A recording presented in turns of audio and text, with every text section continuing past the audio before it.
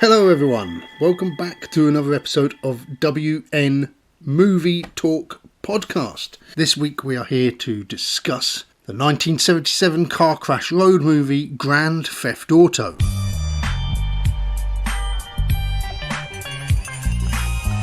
In the first of a series of episodes in which I look at established directors from today at their directorial debuts, and today is child star turned prolific Hollywood director Ron Howard. This directorial debut is going to be a new series of the show. I'm going to sort of keep popping in and out, looking at different directors and looking at their directorial debuts. I thought Ron Howard would be a good place to start because I've had Grand Theft Auto on my shelf for over a year and haven't got to watch it yet. And I thought, well, why not start with him and a film that I haven't seen. So we'll come back and have a look at that a bit later on. But first of all, let's have a look at some of the headlines from the past week in the movie news. So this week, actor Aaron Taylor-Johnson has been announced as the new James Bond. Hopefully he will tidy himself up a little bit. So the photos of him going around, scraggly hair, unshaven, unkempt beard. Come on, James Bond is no hippie. That's why George Lazenby lost the gig. And yeah, not a bad choice. Former Bond star Pierce Brosnan has given him the okay after they starred together in 2009 movie The Greatest, playing a father and son duo together. But yeah, it was a time where there was all sorts of speculations going around at what direction they was going to take Bond into. And rather than Aaron Taylor-Johnson, at one point I thought we might even have Anya Taylor-Joy playing James Bond. Or Jane Bond. But there we go. They're keeping it going. I haven't had a lot of experience with Aaron Taylor-Johnson, I don't think. But so it'd be interesting to see someone who's relatively unknown to me playing the character, starting from scratch. Also in the news this week, actor Louis Gossett Jr. passed away, aged 87. He was the first black actor to win the Supporting Actor Oscar for his role as Sergeant Lee Emil Foley, in An Officer and a Gentleman. I joke, of course. Lee Ermey was the drill sergeant in Stanley Kubrick's Full Metal Jacket, and he was also the one who coached Louis Gossett Jr. in An Officer and a Gentleman. And if you haven't seen An Officer and a Gentleman or Full Metal Jacket, a lot of the dialogue is lifted from one another because that Lee Ermey, who plays the drill sergeant in Full Metal Jacket, he was a real life drill sergeant, and these are all his lines that he used to use. So first of all he gave them to Louis Gossett Jr. for An Officer and a Gentleman, and then went on to use them himself in Kubrick's Full Metal Jacket years later. Other memorable roles from Louis Gossett Jr. include Iron Eagle, Roots, Enemy Mine opposite Dennis Quaid, but if you're of my generation then you'll probably know him best as angry water park owner Calvin Bouchard from Jaws 3. Although his final acting role was in the 2024 adaptation of Alice Walker's novel The Colour Purple. So, acting right up until the end. So, condolences to Gossett Jr.'s family. In the box office this week, Ghostbusters Frozen Empire opens to the lowest Rotten Tomato score of any Ghostbusters film to date, with critics from test screenings leading the way and tearing it a new arsehole. Although at $45 million opening weekend takes the franchise over the $1 billion threshold, and I'm sure Easter weekend will see those box office returns sort of creeping up. I know a lot of kids, a lot of families probably go and watch it, but I don't know, I am not bothered. I don't know, the trailer looked alright, but since I've read the reviews, and it sounds like it's a bit of a mess, too many characters, too much nostalgia, too much trying to shoehorn in things that we love from the older films, which to me isn't original and it doesn't help a film. The last one I thought done a bit too much of that for me. I didn't really enjoy it as much. My family and that did, so we might still go and watch it. The kids, my son still wants to watch it. Godzilla vs Kong, The New Empire smashes its way into the box office with estimated returns of over 50 million in its opening weekend. So, I've not seen any of the Godzilla films. Godzilla, King Kong, to me, I can't get into those things, but I know that this is the sequel to a Godzilla Kong film that done really, really well, didn't it? Isn't it the highest in IMDb and what have you, Rotten Tomatoes? We will have to see. Anyway, So, yeah, that was movie news, something I thought I'd throw into the mix each week, and we can sort of get an idea of what was going on in the world. Even when you find this podcast years down the line, you go, oh, I wonder when this was made. And then you'll have some sort of context. That's what I was thinking. And filler, really, because I feel like I need a bit of filler, just chatting away on my own. Anyway, enough moaning. Over on the old Facebook, because we're talking about Ron Howard this week, his directorial debut, Grand Theft Auto.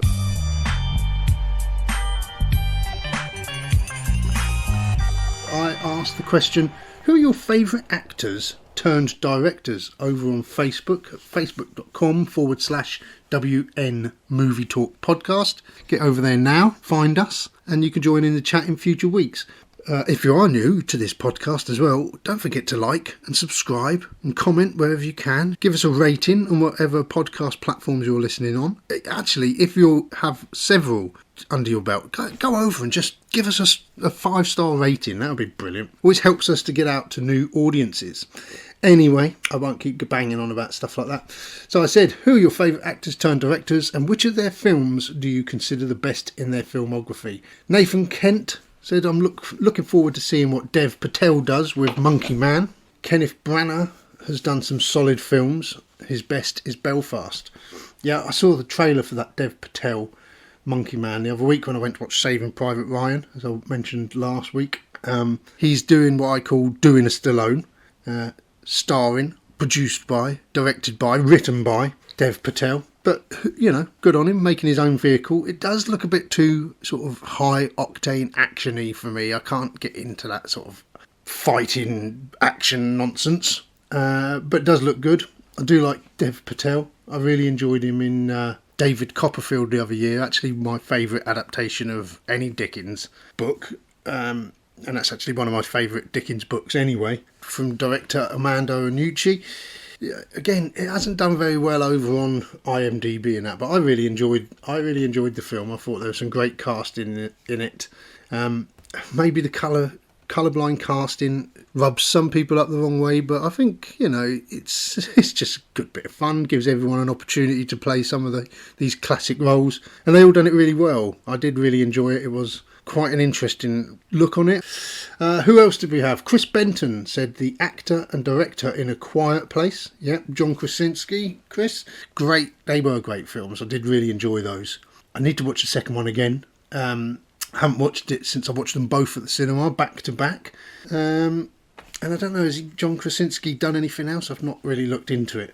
And Rob Jones says Ben Affleck, The Town. I haven't seen The Town, Rob, but I really did enjoy Argo. So Ben Affleck, good choice there. Another actor turned director, I guess, is Mel Gibson.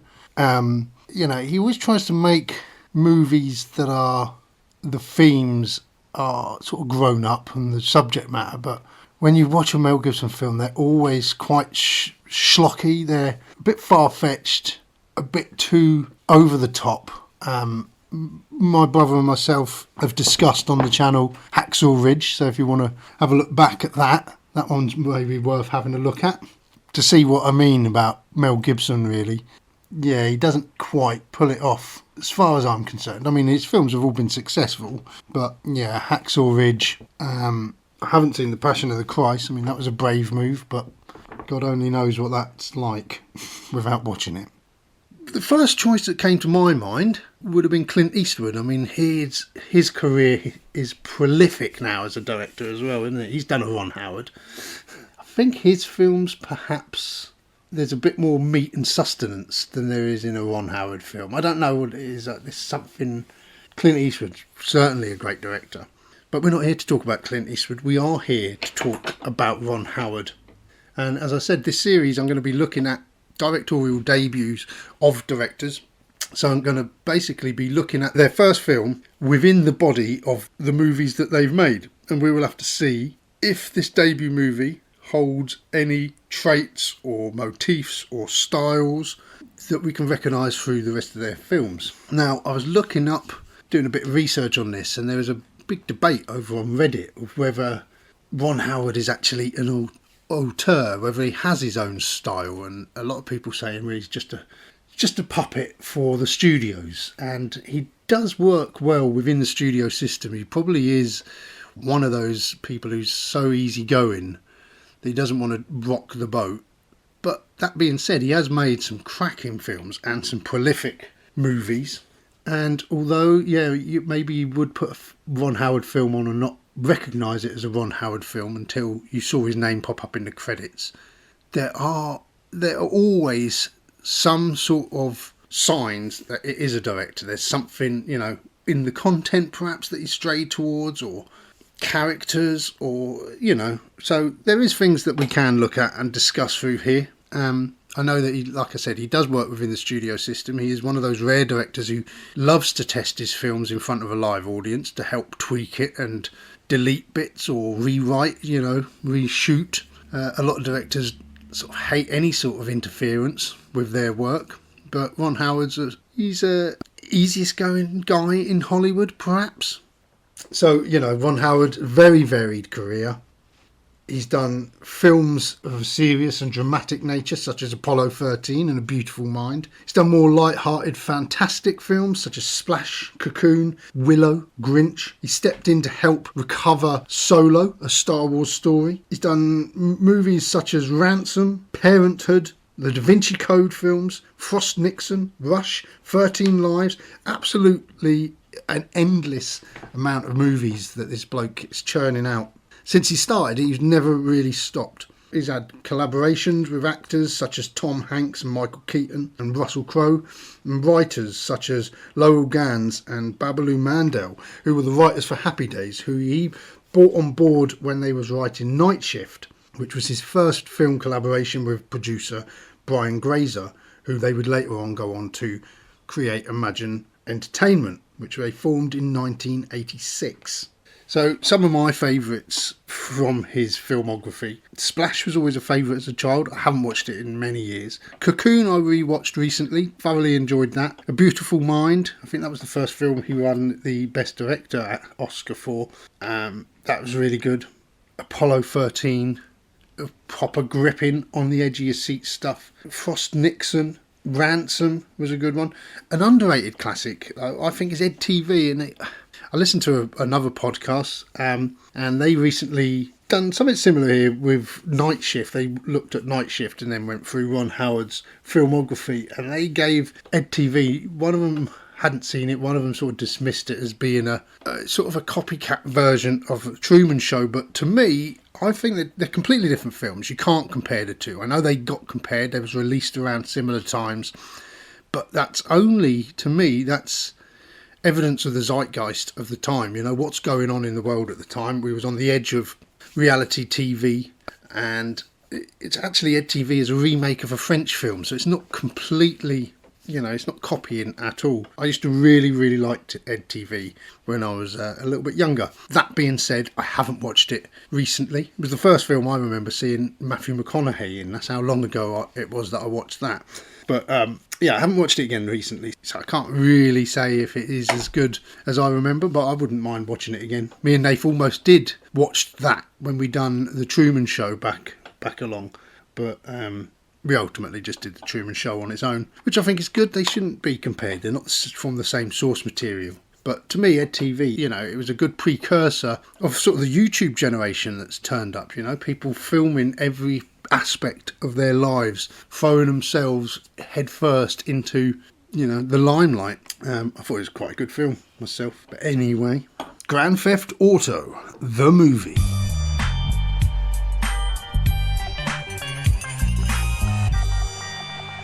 If there's any keen gamers out there, don't go getting your hopes up. It's not what you think. This is the very first film of a director who by now has become an established director in Hollywood, Ron Howard. A former child star, made famous in America with shows like The Andy Griffith Show, and across the UK we knew him best as Richie Cunningham from Happy Days. And it is none other than Ron Howard. Now, Ron Howard has had a varied career. Not only was he a child star, he's allegedly one of the nicest guys in Hollywood. He's a very family orientated man, and that's how he got into the business, really. From a very early age, his parents, Rance and Jean Howard, they were both actors, and they instilled in him a love for storytelling and performance. And from the outset, they would often take them onto film sets or TV studios, wherever they were working and getting work. They both said when they had the child that they wasn't going to let it change them. So they just sort of lived this life, and they always had their child, Ron, and later on his brother Clint, there with them. Now, both Ron and Clint found fame in various things. Clint, one of his earliest appearances was in an old Star Trek episode. But I remember Clint not mainly, but I do remember him from when we was kids, and they used to repeat Gentle Ben. And he was a young boy in Gentle Ben. Ron Howard, as I said, his first performance was at the tender age of 2 years old. He was in a series of commercials before making his film debut in 1956 in a film called Frontier Woman. Before he became a director, though, he was also starred alongside Richard Dreyfuss in George Lucas's American Graffiti, which is a really great film. I'll have to sort of have a look at that one at some point as well, for sure. But Howard comments on how American Graffiti was the first time he went onto a film set where it was mainly young guys and women too, working as crew members. Before that, he'd always been on, the old Hollywood, and it was all stuffy old men in suits and what have you, sort of calling the shots. I mean, it was a breath of fresh air to see how George Lucas was creating this film. And George Lucas also created an environment that allowed the actors to ad-lib and just roll with the story and sort of let the story play out. Rather than sort of having all these different setups, he would just film it almost documentary style. And I think that experience had a lasting effect on Howard in his own career. But yeah, he was cast into the limelight, very professional, even as a child actor. A lot of sort of actors who worked alongside him commented on how he was just, unlike any other child actor. He was a good guy. He was amiable. He was responsible. He wasn't a tearaway on set. Just a dream to work with by all accounts, which is why, obviously why he constantly found work. I think he had more work than his parents in the end, but that never deterred him. It never went to his head, which is a good thing. And even during the lull, before Happy Days became a thing and he was starting to not get as much work, he didn't sort of spiral out of control into drink and drugs and what have you. I think his brother Clint had more issues with that sort of thing when he was growing up. But Ron was very sort of straight-laced and set in his ways. But one of the things he did want from a very early age was a film-making career. So despite his success as a child actor, he always harboured these ambitions beyond the spotlight. Having sort of been raised on film sets, he was fascinated by the intricacies of film making and began to hone his skills behind the camera, directing short films in which his father and his brother would often star. And that early foray into directing sparked a passion that would ultimately shape the trajectory of his career.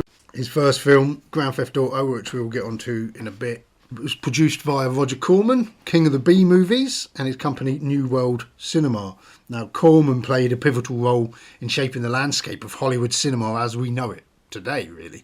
Because, particularly in the realms of independent and genre filmmaking back in the 1970s, Corman provided a platform for many aspiring filmmakers to sort of cut their teeth and hone their craft, often on a shoestring budget and very tight schedules. Through his production company, Corman gave opportunities to countless directors, such as Martin Scorsese, James Cameron, Francis Ford Coppola, Peter Bogdanovich. See, they all got their start working for Corman, knocking out trashy B movies under his tutelage. These directors learned the ropes of filmmaking under his mentorship, gained invaluable experience in every aspect of production, from writing and directing to editing and marketing. Corman understood the importance of delivering entertaining films on a tight budget. It's the sort of, trashy movies like, all about bikers and sort of horror movies, car chases, things like that, would bring in the teenage crowds at at the drive-in cinemas. So he'd often employ creative solutions to overcome sort of the financial constraints. And this mentality fostered a spirit of innovation and resourcefulness among many of his protégés, many of whom would carry those lessons learned throughout them with their careers. Back in 1976, Roger Corman actually approached Ron Howard to star in another of his B movies called Eat My Dust, and it was about a boy who steals a stock car and then goes on a joyride with his girlfriend. So Howard said he would be in it under the condition that he could direct his own movie for Corman. Now Howard at this point had been wanting to direct, and he'd been sort of going around to different studios asking to direct, and none of them were really willing to take a risk on that kid from Happy Days. So he was getting rejected left, right and centre. Corman, of course, said to him, yeah, that's fine. So Ron Howard gave him some scripts or approached him with some synopsis for scripts that Ron and his father Rance had been working on, none of which really fell into the Corman sort of sex and violence style. So he was getting rejected even from Roger Corman. But eventually Corman said, look, how about making a film under the title Grand Theft Auto? So Ron and his dad dug out an old script that they had, which Rance had written, and they took it apart and rewrote it for Roger Corman. Corman read it and was like, yep, that's it, let's do it. And so he gave Ron Howard the green light to direct his first movie. Ron Howard at the time was 23 years old. Actually, filming commenced one day after Howard's 23rd birthday. There was a 22-day shooting schedule, a really short shooting schedule, which was not unusual for Corman. He liked to knock these films out, get them done quickly. You needed to get as many setups done in a day as you could. By the end of day one, Ron Howard had shot 37 setups, which seemed a lot, but it wasn't the record. I think the record was like up in the 80s. And by the end of the film, Ron Howard and his crew had destroyed that record. They'd had completed 91 setups in one day. So he basically had 2 units filming simultaneously. So now we're going to discuss the film. We'll get into the movie now. It tells the story of 2 lovers eloping to wed in Vegas, being chased by every man and his dog. And the script proved to be just a ticket for Corman. Lots of zany characters in pursuit of the star-crossed lovers, ridiculous laughs, but more importantly, plenty of car crashes throughout. All sorts of vehicles being absolutely destroyed. Now this sort of road movie, car chase film was quite popular at this point. Another film came out this same year, was Smokey and the Bandit. And then films like The Cannibal Run and all that would also turn up and sort of carry on this genre. Now it's going to sound a bit like I'm reading bits and bobs here, because I'm rubbish at writing notes and I end up just writing. So I've sort of written some bits here that as the episode goes on, there will be bits I discuss and bits that I read. So I do apologise, but here's a bit that I wrote that I'm going to read. Howard's directorial debut is a rollicking ride through the world of 1970s B-movie car chase flicks. Set against the backdrop of a wild cross-country chase, Grand Theft Auto follows the escapades of young lovers Sam Freeman, played by Ron Howard himself, and Paula Powers, played by Nancy Morgan, as they defy her wealthy parents, steal her dad's Rolls Royce and race across the country to elope. Along the way, they encounter a motley crew of eccentric characters, including bumbling criminals, money-hungry preachers, determined bounty hunters and relentless law enforcement officers, all vying to either aid or hinder the lover's journey.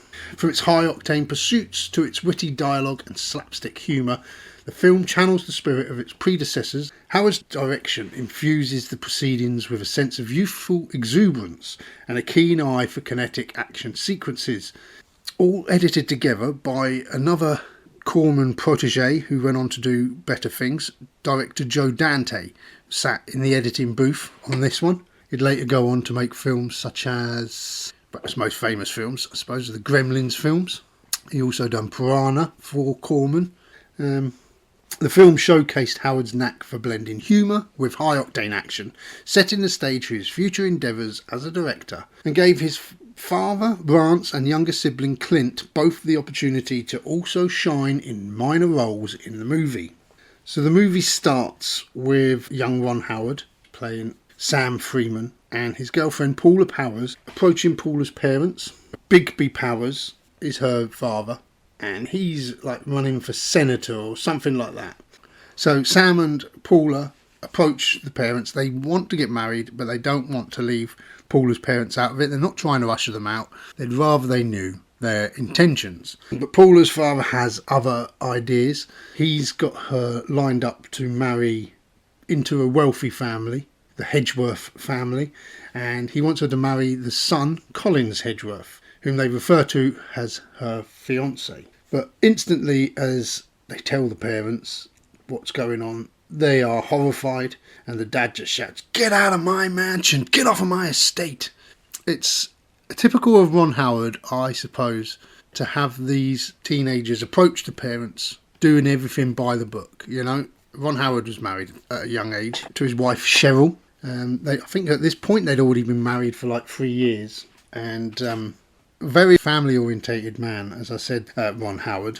A very close-knit family. Even his daughter now, Bryce Dallas Howard, is acting. She's in the, might recognise her from the Jurassic World films. Wasn't she in the new Argyle? She was in Spider-Man 3 was the first time I saw her, playing Gwen Stacy, wasn't it? Not Gwen Stacy, Gwen Stacy. That's who she played in Spider-Man 3, creating a lovely little love triangle there for Peter Parker, didn't they? Do you remember that? There was another, and she was going out with Eddie Brock, wasn't she? And then he became Venom. Do you remember that? So there was proper love triangles going on there, wasn't there? Yes. But let's get back to the subject in hand, Ron Howard and his directorial debut, Grand Theft Auto, and his family. But his wife Cheryl, actually, the crew was getting a bit disheartened when they were filming because of the how Corman doesn't really feed his guys. You know, they just get like a hamburger every day or something. So Cheryl, they lived nearby. Her grandparents lived nearby, and she took over her grandparents' kitchen. And for 11 days, she cooked in the kitchen, feeding 80 members of the cast and crew. As I was saying anyway, yeah, Ron Howard, a very Ron Howard thing to do is for him to approach the parents and be reasonable throughout this film. He's not an angry teenager. You know, you root for him because he is a nice guy, and his girlfriend, you know, that's why she likes him. Her dad accuses Howard of being a fortune hunter, and she says, "How dare you accuse him of being a fortune hunter? He's an environmental research major." There is some lines in this that did make me laugh throughout. I did quite enjoy it when we first meet Collins Hedgeworth, and he's like all dressed in his riding gear. He's going to go do some horse show, and he's phoned up to see if Paula would like to join him and watch him. And then they inform her that Paula's stolen our Rolls Royce. They've ran off. So then Colin Hedgeworth, he gets his parents' car. First of all, he gets into a Porsche, which he totals straight away. So you know what you're up against. And then he runs past two black road workers who shout after him, "You've left your lights on."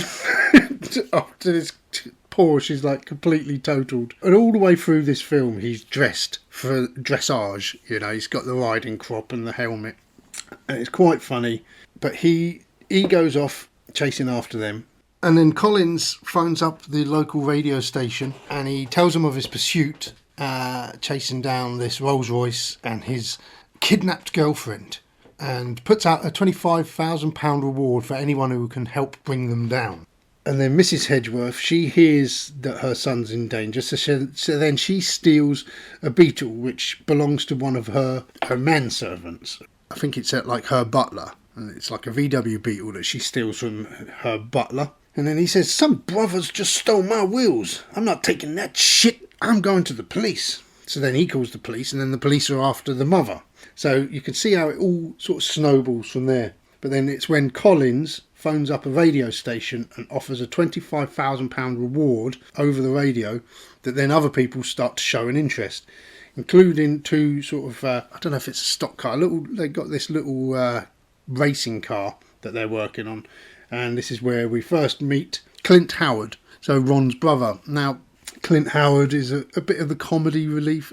I say that, it's comic relief. Every character's comic relief, but he's quite good in this, I guess. But then he's been acting since he was like sperm, so he should be good at acting, shouldn't he? This is the first trait, I think, from a Ron Howard film that we can recognise, is that he always finds characters for his brother to play. You know, not always, but he tries to.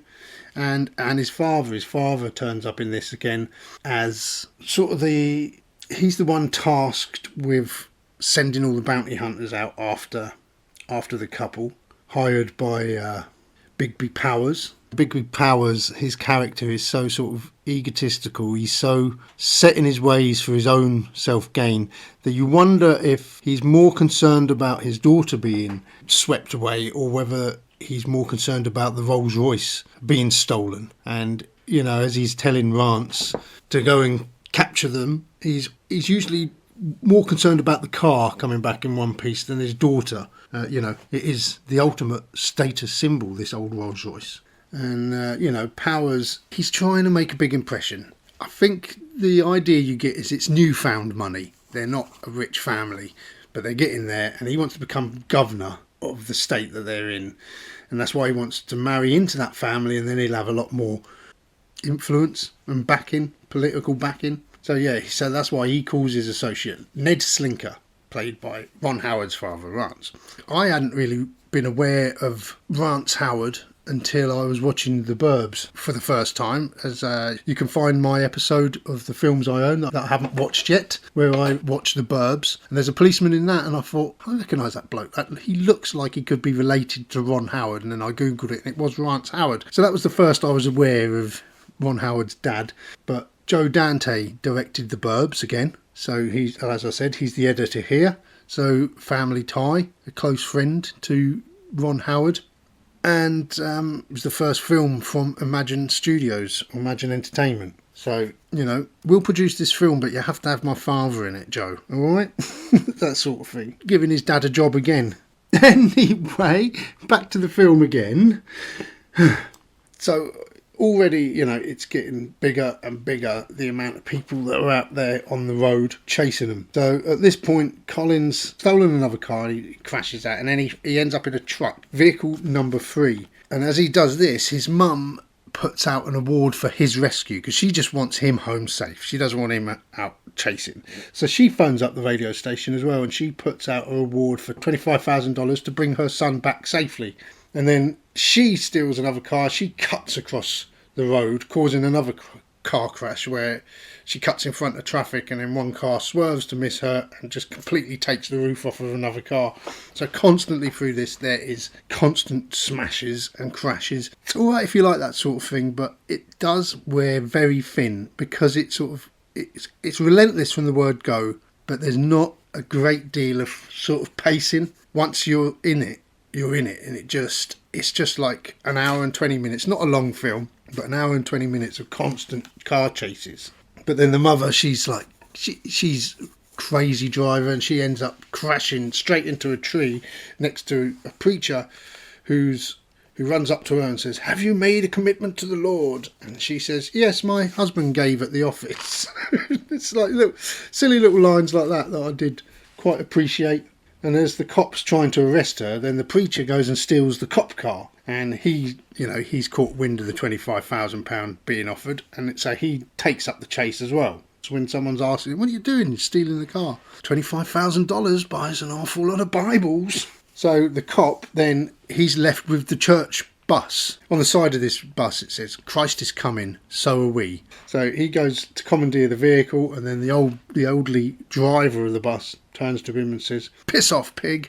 And this becomes a running joke that everyone this policeman then talks to, they turn around and just tell him to piss off throughout the film. So these jokes do wear thin, you know. But the policeman in this, he's only trying to do his job. He's trying to get control again. Everyone else is adding to the mayhem, and he's trying at least to rein it in. So the radio DJ as well, DJ Curly Q Brown, he's quite a hectic character. He's your typical sort of radio DJ, and he's sort of narrating the action as it goes. Later on he turns up in a helicopter, so he's watching the action as he's narrating it, but it tends to just sort of draw all the attention to these lovers as they're on the road, and everyone's sort of chasing them and adding to the mix this bigger line of cars going on. I'm not a car person, so I'm probably the worst person to sort of narrate this episode because I can't tell you what the cars were, but if you're into cars and American vehicles, you'll probably be like, oh man, that's a classic. Why has he not mentioned that classic car? To me, they're all just cars that are just getting destroyed. It's a bit of fun, I guess. But yeah, the news reporter really stirs up like a hornet's nest. And then that's another thing that I've noticed from Ron Howard films. The press, the media, there's always some sort of media frenzy. In this, Ron Howard says it's a goddamn cockamamie circus. I love that phrase, cockamamie. It's not one we use over here a lot, but it always makes me laugh when I hear it. But there is this media circus. I mean, Ron Howard, obviously, he's always been the centre of the media attention, having been a young boy, and sometimes his name has been slurred. When he got married, newspaper reporters were trying to make out that his marriage was on the rocks straight away, and here they are all these years later. I think they've been married for over 40 years still, so prove them wrong. But yeah, he must have always been in the limelight, so he's always aware of media intrusion. EdTV is very similar sort of theme to that. You get a lot of, basically him and his family in the end of that film, they're all being hounded constantly by this TV crew, until Ed can turn it around to his own advantage. As well, in Ransom, he uses the media, Mel Gibson uses the media to turn it all around on the kidnappers who have his son. Apollo 13 and Splash, there's like big media frenzies as well.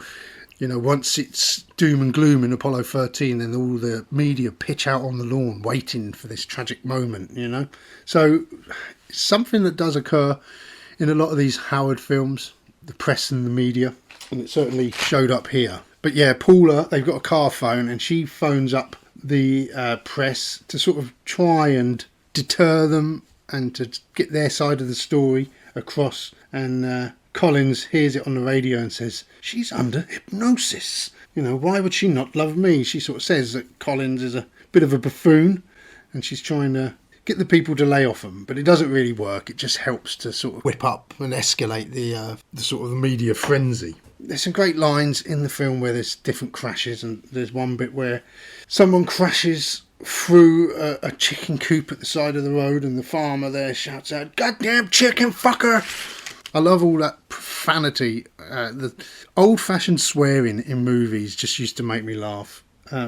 Not the new stuff. New movies now, they're just too vulgar. I think they go for the coarse sort of sexual swearing all the time, and it's just a lot of vulgar humour in comedies these days that doesn't really do it for me. So this film, at least, I was laughing throughout at certain points, even if it was a little bit sort of long-winded. There's a sequence where there's the three bounty hunters chase the Rolls Royce, and he goes off the road and they're driving around in this dust track, and it's a lot of quick editing, a lot of quick shots, some interesting shots actually. Ron Howard has, for his first film, he had put a lot of thought into what the shots would be. I think he'd planned it, he'd storyboarded it all. He had a meeting that took like 48 hours, I think, 2 days worth of a meeting to plan the film with all the crew beforehand. So he's put a lot of thought into it. But in this sequence, they're all like racing around, crashing, trying to get the Rolls Royce, and he's blowing up dust.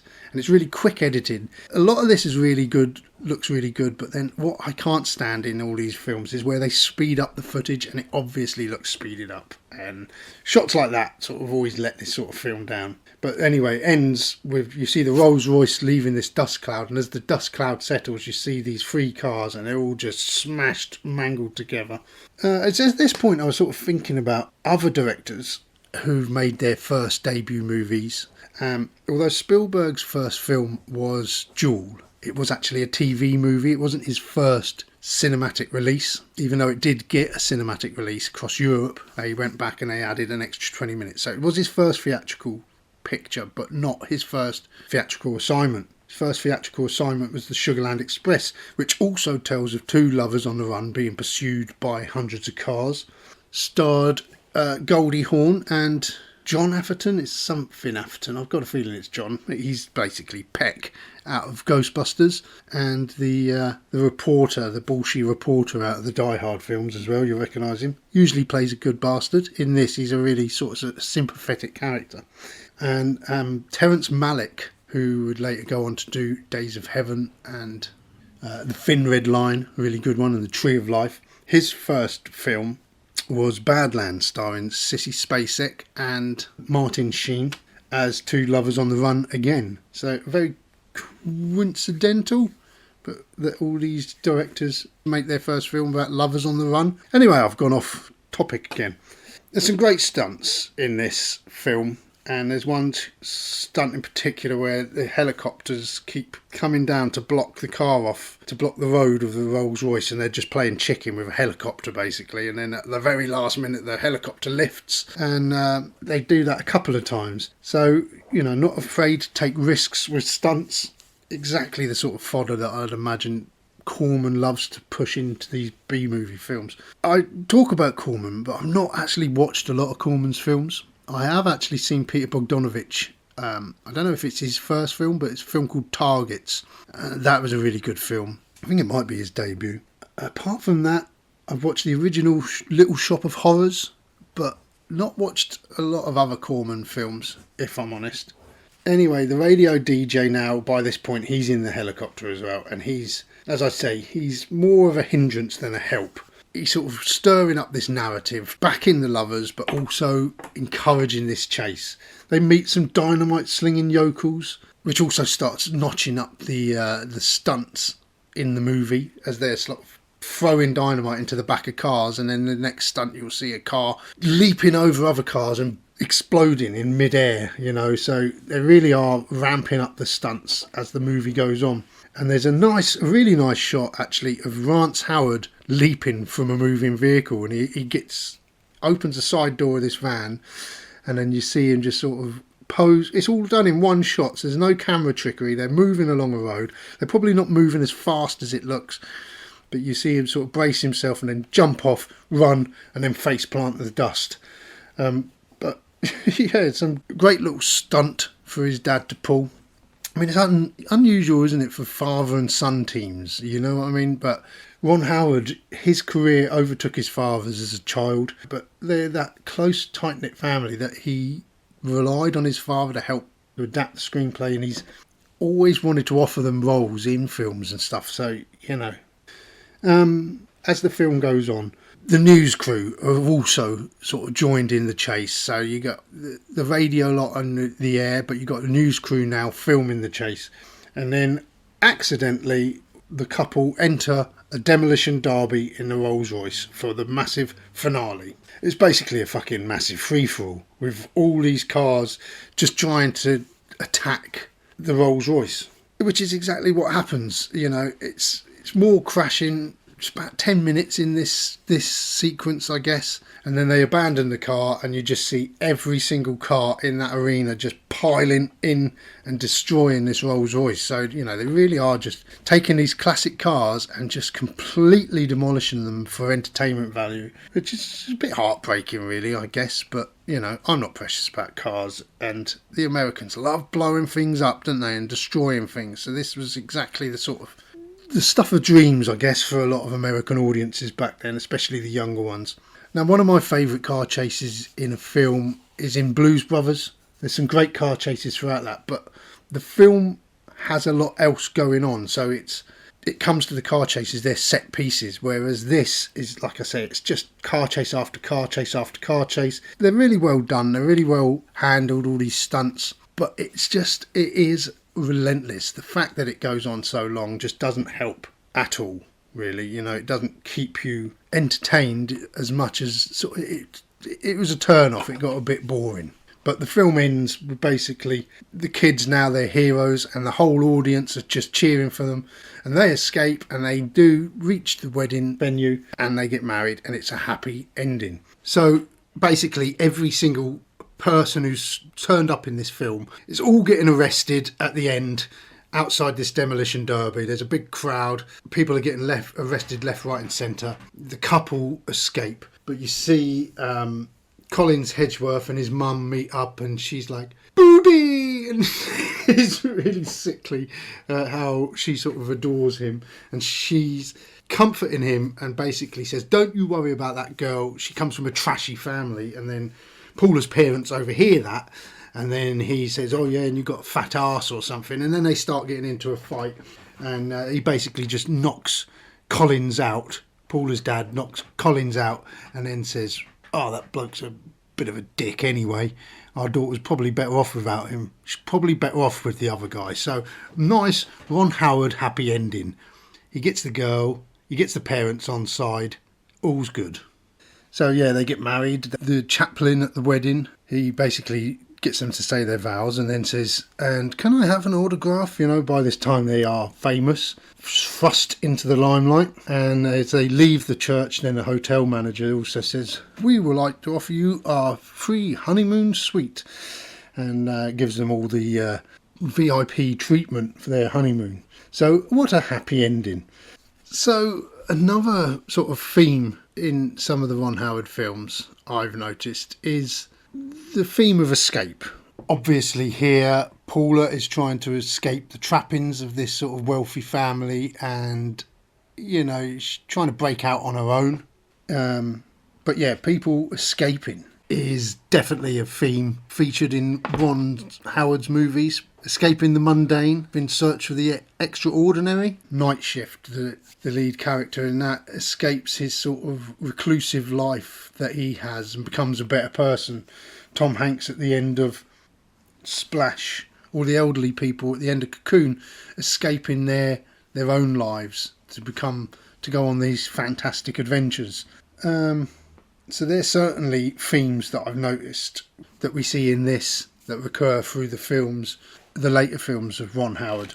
But, you know, it's a theme of family, again, I've said, is the Ron Howard theme that occurs most in this, I think. And you often see Ron Howard, his character has good family values. You know, there's a scene midway where they pull over again and he's sort of saying, look, I don't want us to get married just because you're doing it to spite your father. I'd rather your parents were on board. So again, he's demonstrating that need for family and family connection.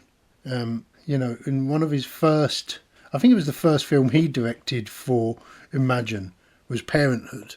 And that is one of my favourite Ron Howard films. It's a great ensemble cast, but coming from a family of 4 brothers, you do notice you are all different. And looking at this family through the parents, you know, the brother and sisters who are now parents, and how all their children now are all different. It's something I can relate to, and I think it's something that sort of helps bind these Ron Howard films together, the theme of family.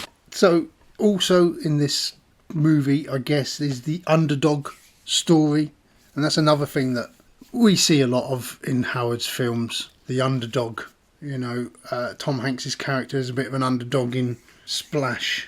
The Cinderella Man, you know, by the biography of boxer James J. Braddock, who rises from poverty to become a champion during the Great Depression. Certainly his journey is the underdog trope.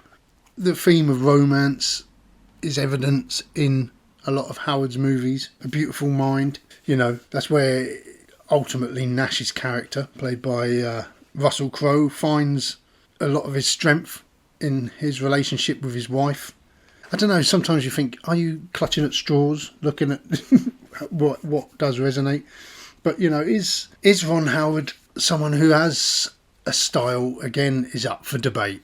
And although he's not a director for hire, he certainly does make films to please the studios rather than to please the artists. You know, he's not an artist as such, but he is a really good technical filmmaker. He knows how to put a good film together, a good story together, and I think he's one of those directors who's made a real name for himself. He's versatile and he can tackle a wide range of genres whilst maintaining a consistent thematic core, I guess. As I say, this is his first film, but it wasn't the kind of film that he was hoping to have made as his debut. When he voiced his concerns to Roger Corman about producing this sort of film, Corman said, if you make this film good enough, then you shall never have to work for me again.